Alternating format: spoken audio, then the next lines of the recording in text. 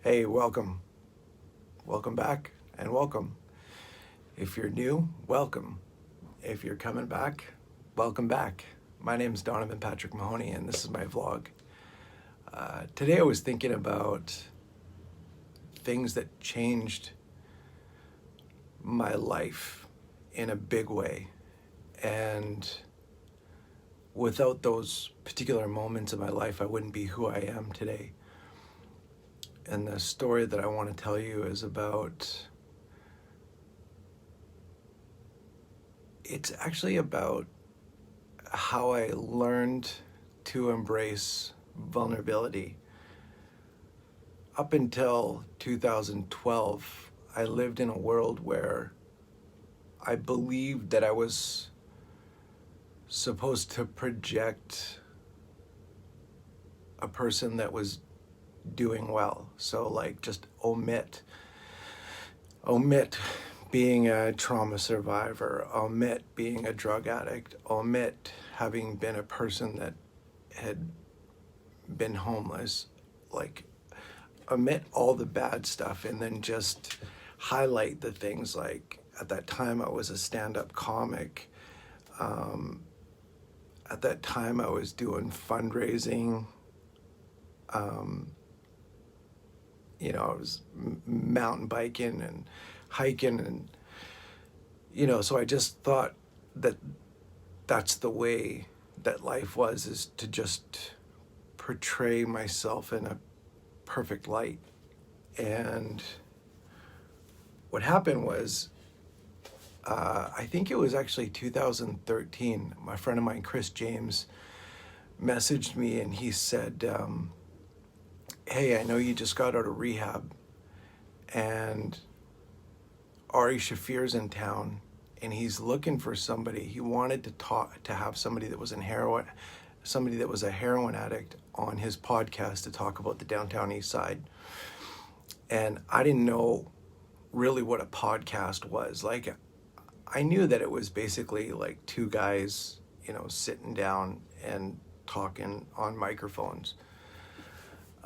But that was kind of the extent of it. And so I said, sure. I said, yeah, I'll do that. And so I went down to the plaza, I think a couple days later, and I met Ari, and I went up to his suite and I sat down with him. And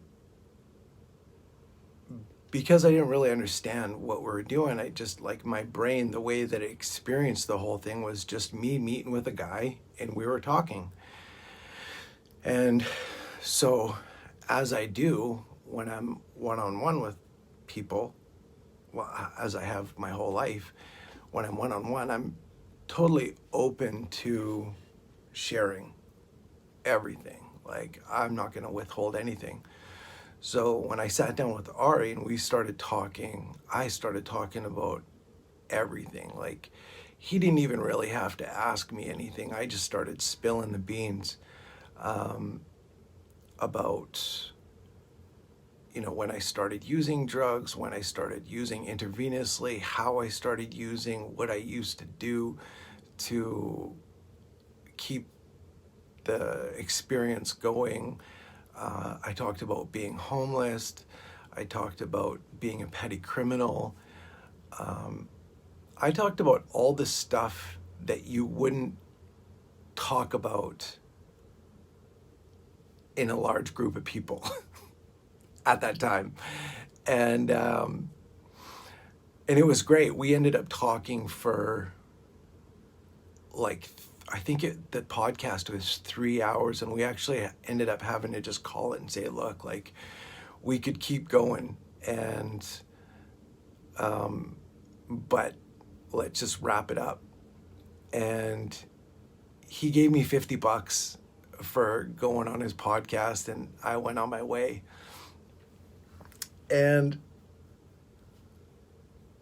so over the next few weeks, like when I started going back out to do shows, I'm running into comics, and to be honest, I really didn't know who Ari Shaffir was. And so he didn't mean anything to me. I just thought, he was a headlining comic. That was about the extent about what I knew of him, nothing.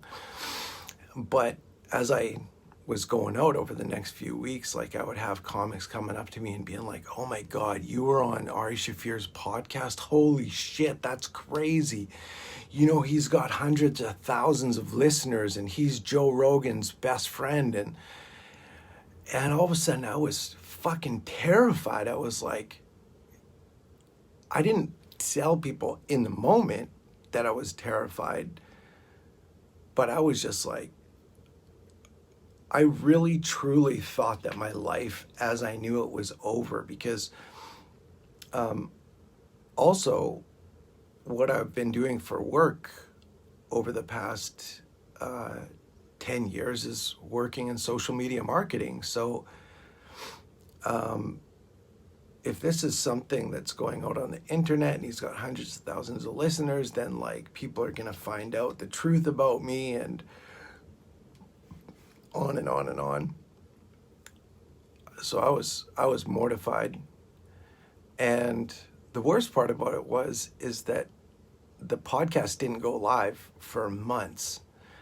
And Ari messaged me and he said, you know, like when I post this thing, I'll let you know, and then you can have a listen to it or whatever. I didn't actually get to listen to it before anyone else did. So he gave me like, I think about a week's notice. And I went out, and at the time I remember I didn't have a phone. So I went out and I bought an iPhone so that I could get something that I'd be able to listen to this thing on.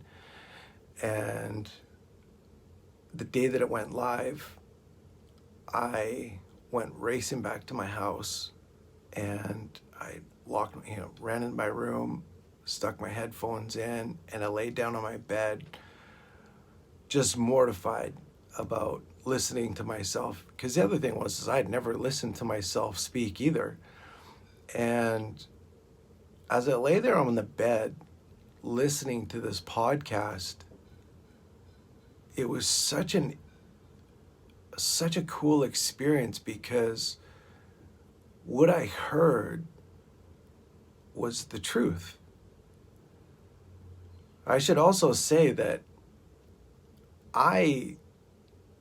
up until that time, like, I didn't really have a lot of faith in myself. Like, there was stuff up until 2006, like I was a practiced liar, over-exaggerator, and so I did a lot of work in 2007 to start to undo exaggerating and lying and stuff like that. But so I was horrified that, you know, I was going to listen to this podcast and it would just be like listening to myself tell all these lies.